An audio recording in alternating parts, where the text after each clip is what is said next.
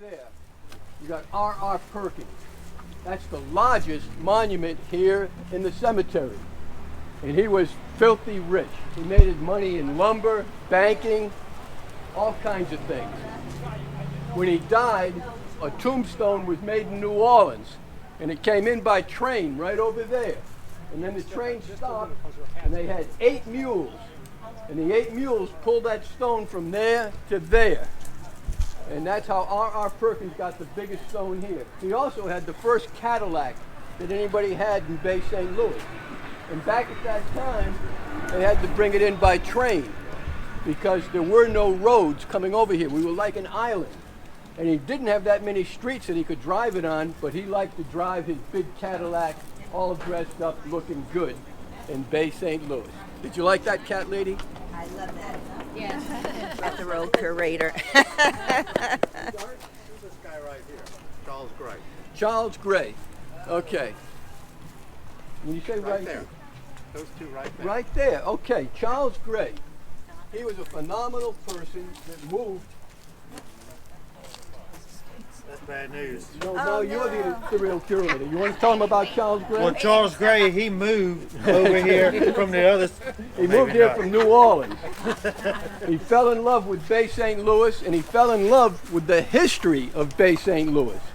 So he got involved with the Hancock County Historical Society, and he took us from this level to this level. And he just died a little over a year ago now. And we just cannot appreciate all the things that Charles did for us.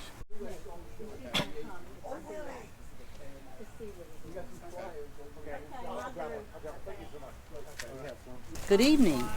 Thank you for attending Hancock County Historical Society's 29th Annual Cemetery Tour. I am Catherine Kate Lebrano, and I was born January 3rd, 1871, here in Bay St. Louis. My parents were Rebecca Jane Douglas of Charleston, South Carolina, and George W. Maynard of St. Louis, Missouri. My father was a Confederate war veteran, and at the time of my birth, he was town marshal. I married Frank J. Lebrano from Plaquemines Parish, Louisiana, and on August the 4th, 1891. Frank and I met when he came to the Bay Area to purchase lumber to build homes for his workers in his business in Louisiana. We lived and began our family of 6 children in Bay St. Louis in a large house on the corner of Main and Q Streets. But because Frank maintained his Louisiana residency, we also had a home in Point Lahache, Louisiana. Frank was elected clerk of the court here, or there. He also served as justice of the peace and postmaster. Frank gained notoriety as the founder and developer of the process by which oysters are domestically cultivated and was quite successful. However, in 1915, the government cut openings in the banks near the mouth of the Mississippi River, and the freshwater infusion killed the oyster beds. The business failed, and we were forced to sell the large house here. We retained the small house behind, now known as the Kate Lebrano House, which my family donated to the Society in 1989. In December of 1917, I was stricken with skin cancer. My mother was also ill, and I lived in the small house with her. I succumbed to the cancer on January the 19th, 1921, at the age of 50. I now invite you to meet some of my neighbors who rest here with me. Well, let me introduce myself. I am Walter Gex Sr. You can see I was a fine-looking man in my younger days. I was born in New Orleans on January 25th, 1878. My parents, Lucien Myrtle Gex and Marie Victoria Demorel, known as Père and Mère to friends and family, moved their family from New Orleans to Bay St. Louis around 1885. Père established the LMX General Merchandise and Country Produce Store on the corner of Sycamore, which is Good Children, and Hancock Streets, selling general merchandise and foodstuffs, fine wines and liquors, as well as the largest French pastry shop in town. My brother, Emile, and I did not follow him into the mercantile business. We became attorneys, establishing the law firm of Gex and Gex and beginning the dynasty of family members who made a profession of practicing law. Emil served as an attorney for more than 15 years. I also founded the Merchants Bank and Trust Company, owned a sawmill, amassed large tracts of timberland and mineral rights. My wife, Amanda von Goren, was the daughter of a prominent local doctor. Our son, Walter Jr., followed me into the law profession. He was also president of the Gex Q Construction, executive vice president of the Merchants Bank and Trust Company, and a state staff member to 5 governors. He accumulated 5,500 acres of timberland, most of which later became the community of Diamond Head when it was sold off to developers. Our son Lucien was the city attorney for Bay St. Louis and Waveland, as well as a member of the state legislature. He was also president and charter member of the Merchants Bank and Trust Company and an attorney for the local Selective Service Board. Since the late 1800s, the Gex family has secured a place in the history of Hancock County and the Gulf Coast as attorneys, entrepreneurs, and civic leaders.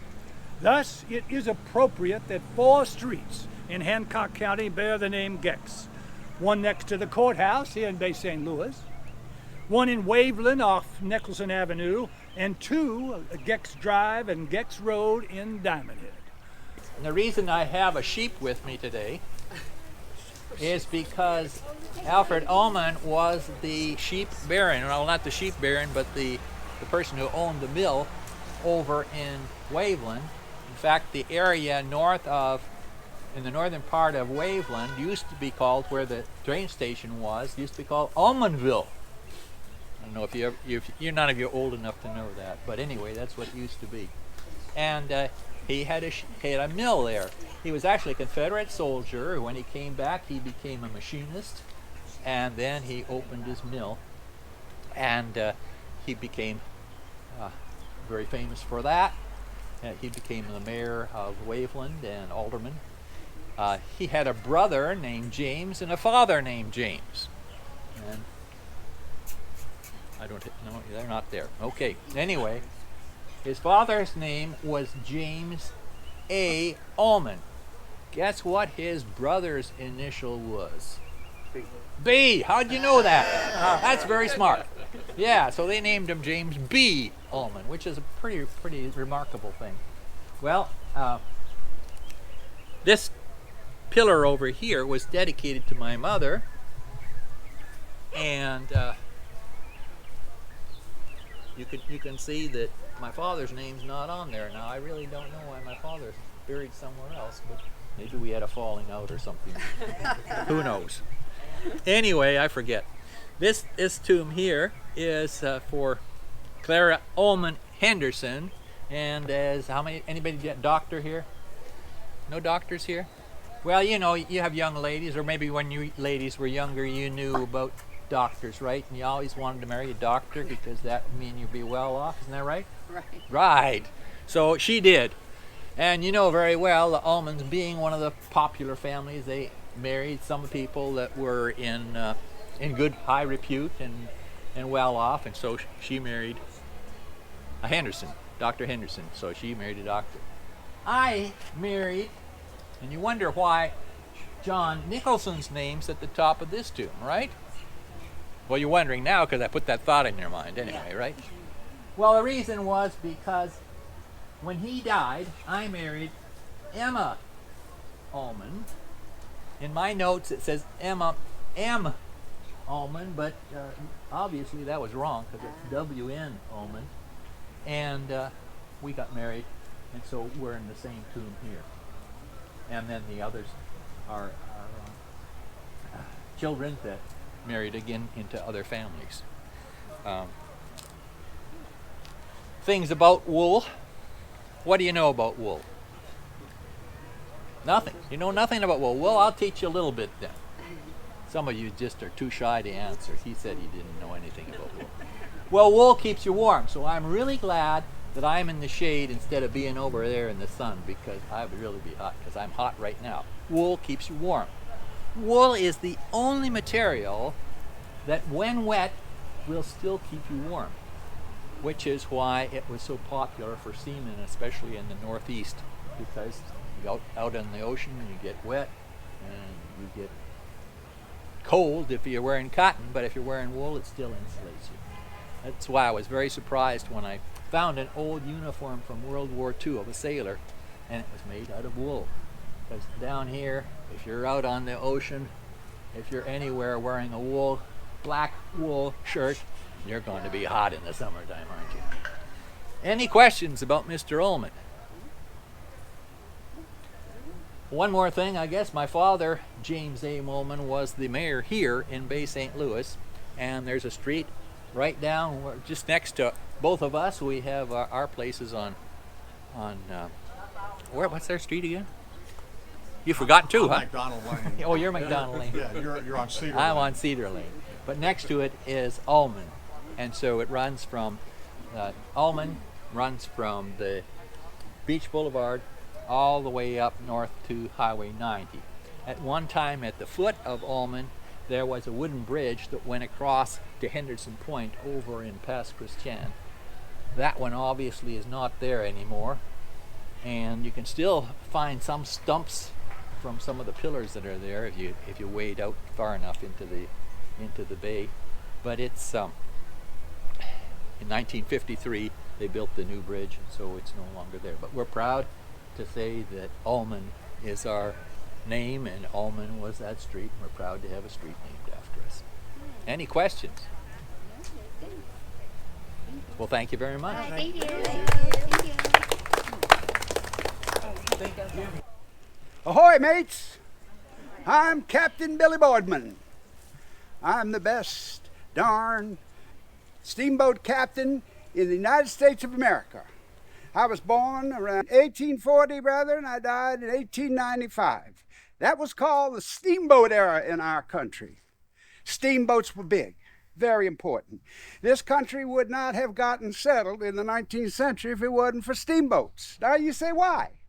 Because there was no way that we could gracefully move a whole lot of people and cargo upriver. We could all go downriver fine, but we had to go upriver if we were going to settle this whole continent. And we did, with steamboats. And the best steamboat captains came from Bay St. Louis, Mississippi. My family, my father, my brothers, my son, we were steamboat captains on the Pearl River and along the Gulf Coast and on the Mississippi River. In fact, I did most of my steamboating on the Mississippi River.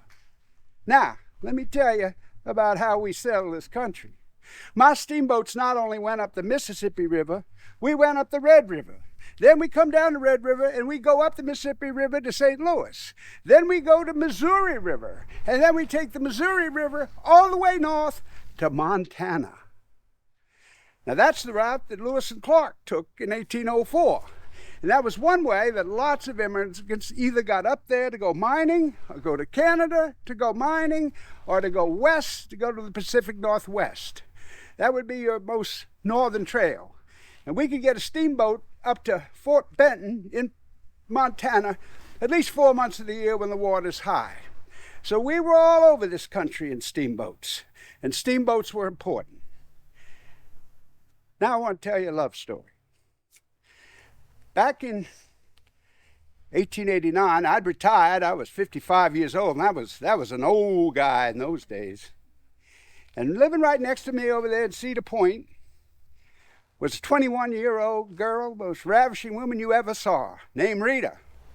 Henrietta Leonard was her full name, but we all call her Rita. Well, she was gorgeous. I looked out on the street and see her going around and say, there's no way a man my age is going to be able to capture that girl. But I said, I'll write her parents a letter. And I wrote them and I said, I'm being respectful, but I'd like to marry your daughter.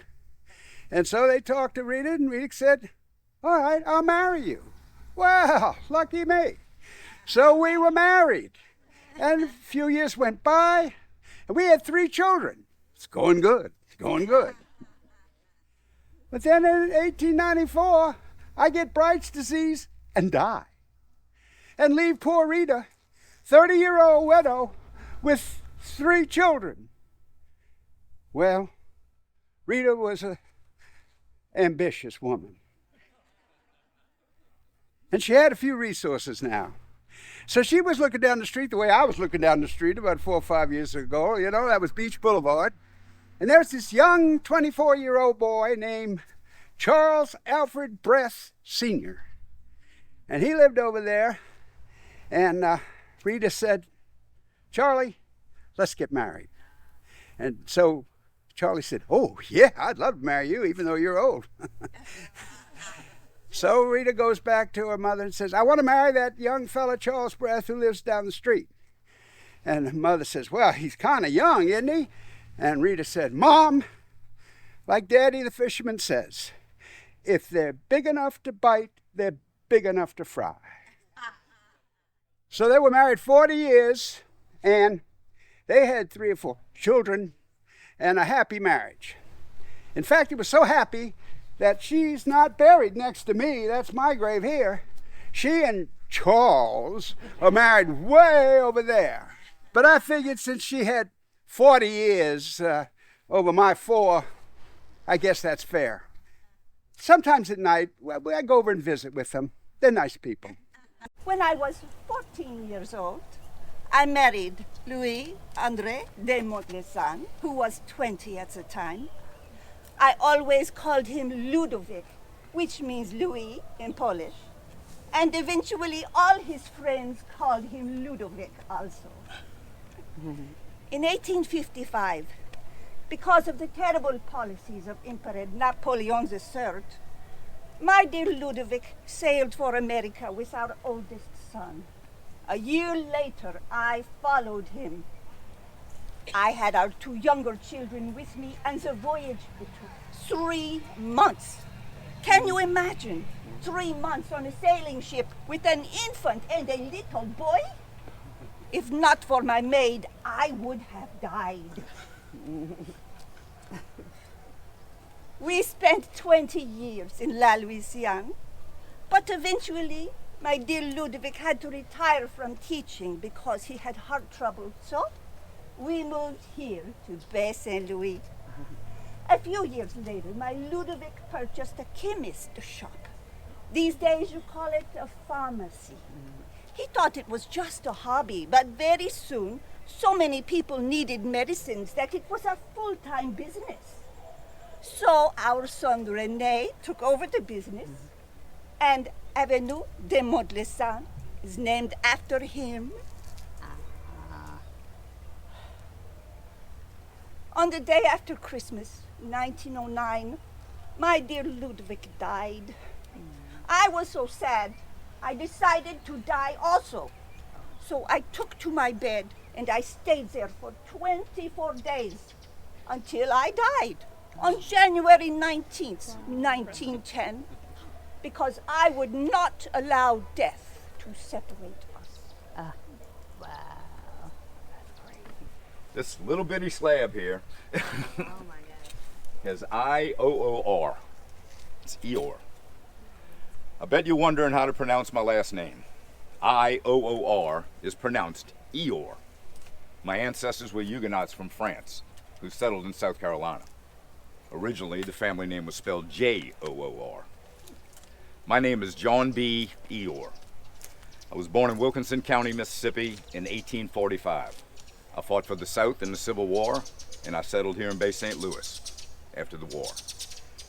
I was appointed by the Justice of the Peace. I was appointed to be Justice of the Peace by the governor in the early 1880s and was subsequently reelected. In 1888, I was elected the assessor and tax collector for Hancock County and served 2-year terms for 20 years until I passed in 1908. I never campaigned for a single vote, believing that my service to the community would get me reelected, and it did.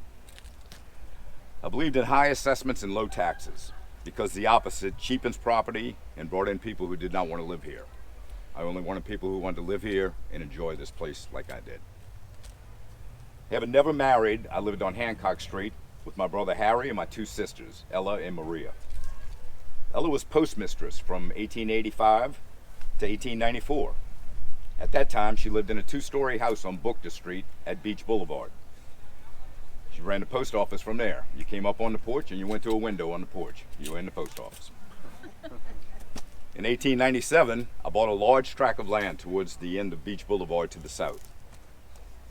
I and Professor F.C. Bordages Sr. and I developed what is now Clermont Harbor. We called it Clermont City. Unfortunately, I passed before it was fully developed, but I understand people do love it there. If you search the maps, you will find that there are 3 streets named for me. The first is Eeyore Avenue, a 1-block street nestled between Highway 90 and Old Spanish Trail, somewhere beyond Tractor Supply Company. The rest of the street is undeveloped. The second is Eeyore Street, which is a short street that runs north of Highway 90 to Washington.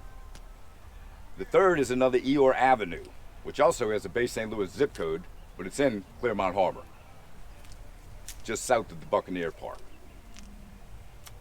From Beach Boulevard to the tracks, it's Eeyore Avenue, then it's Clermont Boulevard after that. Bordages Street, named after my friend and business partner, is the next street south from mine. I loved Hancock County. I chose it for my home and worked every day to improve life for my neighbors and friends. I am Emma Bukta. I was born Emma Lamb in England, some say in 1834. My father's name was William. In 1845, I married Frederick Alfred Lorimer in London, and we had one daughter, Emma Cecilia. Frederick died soon after, and Emma and I emigrated to America. In 1853, I married Alexander Bukta, a native of Springfield, Louisiana, and a member of a very prosperous family in Livingston Parish. A large Bukta presence still exists there today. Alexander had been married previously to Elizabeth Weeks, who passed away in 1852. Alexander loved my Emma as his own. We had 2 more daughters, Fanny and Etty, so altogether we had 3 beautiful, accomplished daughters. Emma married Captain William Murray of New Orleans. He was the foreign passenger agent for the Illinois Central Railroad. They lived in New Orleans. Fanny married William J. Ware. She lived her whole life in Bay St. Louis and was loved and admired by all who knew her. Etty married Dr. Ludovic Mitchell, a well-respected dentist here in Bay St. Louis. His office was in their home. Etty was an excellent writer and was noted for her literary skills. Alexander and I owned the large tract of land on the south side of St. Stanislaus. Our family home was located there on Beach Boulevard. We donated a portion of our property to the city so that a street could be created, Bukta Street. I like knowing that the family name lives on. So this is Emma, Alexander, her husband, their daughter Fanny, and Fanny's husband William. I am the wife of John Victor Tumi, who was mayor of Bay St. Louis several times. I was born in 1831.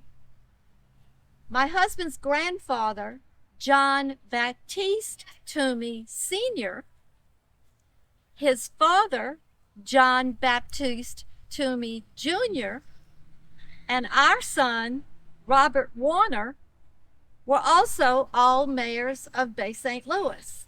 That's 4 generations of Tumi men who were mayors of Bay St. Louis. I'm very proud of them. My husband's grandfather, John Baptiste Tumi Sr., was born in France in 1750, and he went to Santo Domingo to make his fortune. But the slave uprising there forced he and his family to flee. With just a few possessions, they went first to Mobile and then came this way and settled in Bay St. Louis. He was very successful as a trading in cattle and lumber and leather. Then his son, John Baptiste Tumi Jr., my husband's father, my father-in-law, opened the first mercantile store here in the area, which was very successful, understandably. He also built the Crescent Hotel, which was down Court Street at the beach road, situated between Court Street and the railroad tracks. It was a magnificent hotel and very, very, very popular. He was also the first postmaster of Bay St. Louis. He acquired great amount of land, New Orleans, Mobile, and here. It's even said that he owned most of the land from Washington Street to Alman Avenue, which is a huge tract of land. He donated some of the land for the cemetery too. And then in 1857, he donated the property on which the Methodist Church is now located. He donated that to me and a friend of mine, and we were to serve as trustees, but later my husband and I gave the property to the church. Then my husband was also postmaster, and during the Civil War, he organized the Confederate 3rd Regiment, which was charged with guarding the coast and keeping an eye on the Yankees that were anchored out on the barrier islands. And he used his own schooner, the Montebello, to transport troops and supplies until the Yankees impounded his boat. After the war, and he was mayor, he was not afraid to take chances. And he felt the city needed a school against the popular opinion of the other city fathers. And so, against the wishes of the city council, he put aside money to build a public school. And even the grand jury threatened to indict him for misappropriation of funds. But he succeeded in getting the school built. And needless to say, the residents of Bay St. Louis were very pleased. Then our son, before he became mayor, was police chief. And he also was very successful in business and owned a lot of land. Our son, John, sadly passed away at the age of 12, and he's buried here with us. John and I are buried here. When I died in 1878, John married Clementina. When Clementina died, he married Marie Teresa Shanzy. We are all here together, one big happy family. Tumi Street runs along the back side of the cemetery. Our family is honored to have a street here in the heart of Bay St. Louis. Thank you for coming to the tour. I hope you enjoyed meeting some of our neighbors. Thank you.